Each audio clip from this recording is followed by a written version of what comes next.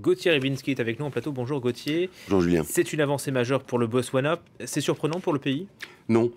Je dirais qu'à tous les pays d'ailleurs du monde, on pourrait poser la question: dis-moi comment tu traites les homosexuels ou l'homosexualité et je te dirai qui tu es.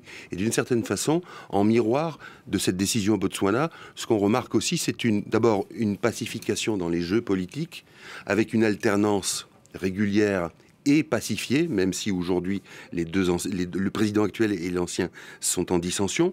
Mais vous voyez, par exemple au Botswana, la question de l'homosexualité n'a jamais été un enjeu politique au sens où l'un ou l'autre des camps le revendiquait pour s'opposer à l'autre. C'est quelque chose qui est arrivé petit à petit via la voie de la justice, à maturation, et qui aujourd'hui donne donc cette dépénalisation de l'homosexualité.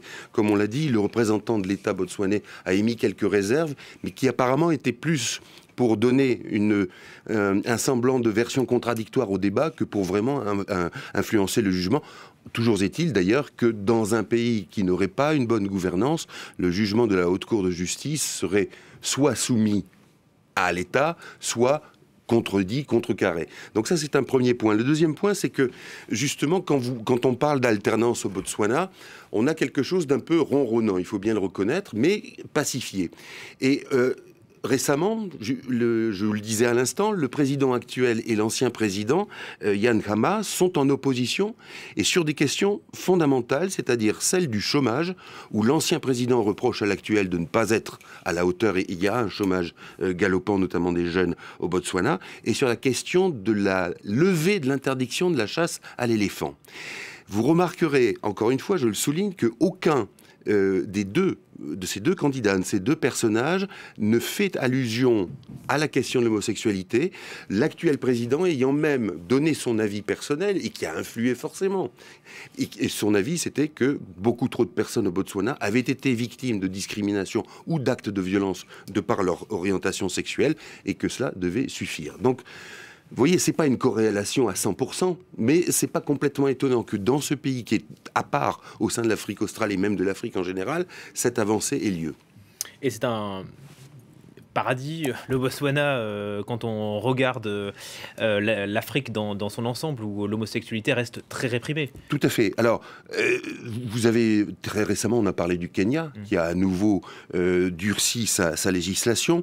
L'Ouganda menace aussi d'une peine de prison les homosexuels, mais cette peine n'a pas été appliquée depuis longtemps. Mais vous avez pire, vous avez la Mauritanie et le Soudan qui condamnent à mort. Le Nigeria du Nord, qui est c'est-à-dire sous influence islamiste, pratique la même chose. Évidemment, en Somalie, là où les Chebabs règnent, c'est le même sort. Vous avez d'une manière générale, et ça s'exprime dans un cas très particulier, vous avez d'une manière générale un effet, j'allais dire, déformant du colonialisme dans cette affaire de dépénalisation de l'homosexualité. Regardez l'Afrique du Sud. L'Afrique du Sud a une législation qui est la plus progressiste du continent africain.